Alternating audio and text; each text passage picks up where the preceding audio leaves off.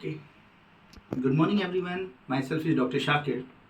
आज हम बात करेंगे, जनरली पेशेंट का डाउट होता है कि हमें आरसीटी करानी चाहिए या फिर दांत निकलवाना चाहिए। जब जनरली पेशेंट को जब पेन होता है तो डेंटिस्ट के पास जाता है, डेंटिस्ट रिकमेंड करता है कि आपके दांत में कीड़ा लग चुका है या फिर आपके दांतों में आरसीटी की ज़रूरत है।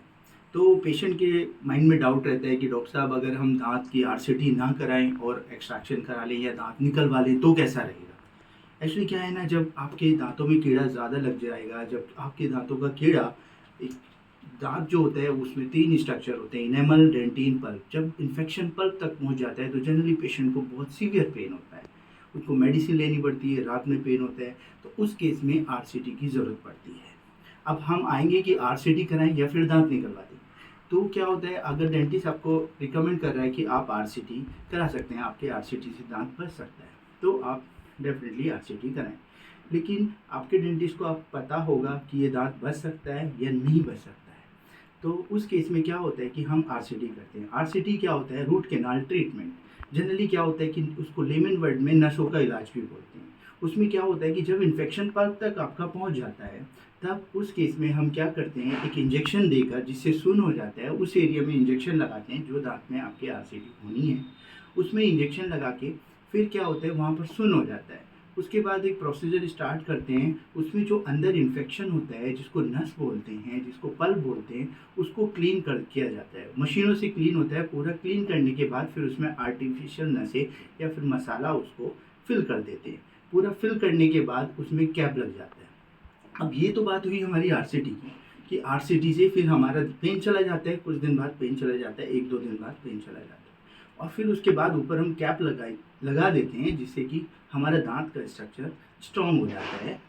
उसके बाद एक्सट्रैक्शन की बात होती है, दांत निकलवाने की बात। अगर हम आरसीटी ना कराएं और दांत निकलवाएं, अगर हम दांत निकलवा देते हैं तो उसके थोड़े से डिसएडवांटेजेस हैं।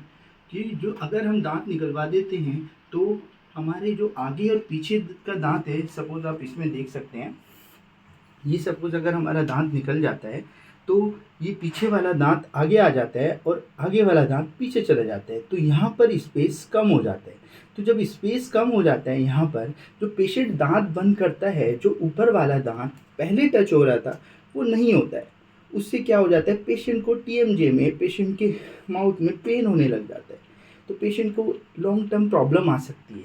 तो बेहतर है कि आप आरसीटी, अगर आपके डेंटिस्ट ने आरसीटी रिकमेंड की है तो आप आरसीटी कराइए। क्योंकि एक कंडीशन होती है, जब आपका दांत बहुत ख़राब होता है तो उसमें आरसीटी भी नहीं हो सकती, वो हमारे पास मजबूरी बन जाती है कि हमें दांत निकलवाना पड़ता है। लेकिन अगर आपका डेंटिस्ट आपको बोल रहा है कि आप आरसीटी से अपना दांत बचा सकते हैं, आपका वो दांत जैसे जितना ख़राब हुआ था उसको क्लीन करके, पूरे इसमें फिलिंग करके, फिर उसके बाद पेन नहीं होगा। जनरली ये भी डाउट रहता है, डॉक्टर साहब, कुछ पेशेंट का डाउट रहता है कि डॉक्टर साहब आरसीटी के बाद तो दांत निकलवाना ही पड़ता।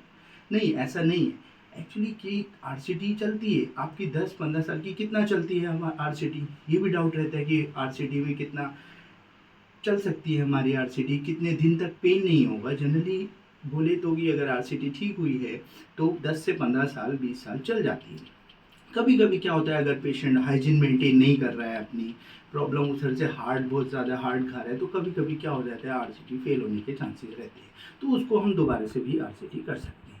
तो बेहतर है कि आप, अगर आप के डेंटिस्ट आपको रिकमेंड कर रहे हैं कि आरसीटी करानी चाहिए तो आप आरसीटी कराओ। डोंट गो फॉर एक्सट्रैक्शन, दांत मत निकलवाओ, क्योंकि आरसीटी कराने के बहुत ज़्यादा फायदे हैं। आपको आरसीटी कराने से आपका दांत बच सकता है। आपका दांत बचेगा तो आपको वो वाली प्रॉब्लम नहीं आएगी कि पीछे वाले दांत आपके आगे आ जाएंगे और आगे वाले पीछे चले जाएंगे। Thank you.